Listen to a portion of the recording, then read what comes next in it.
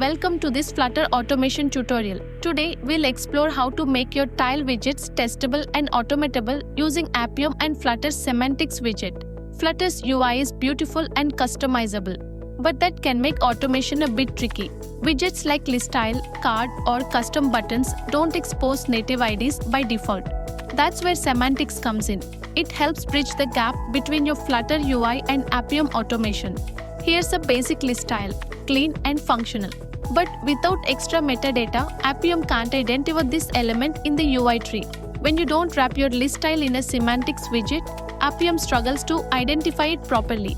Instead of getting a clean and unique accessibility ID, you get a messy combination of all the inner text, like the title, subtitle, and even icon descriptions, all merged together.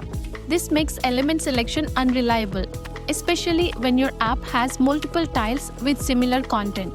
It's unclear, unstructured, and hard to automate. Wrap your widget with semantics and give it a label. Set explicit child nodes property to true.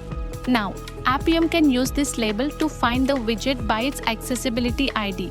Fire up Appium Inspector and look at that. Your label shows up under accessibility ID. The beauty of semantics is it's flexible. You can apply it to a column, a row, or even a card containing multiple widgets.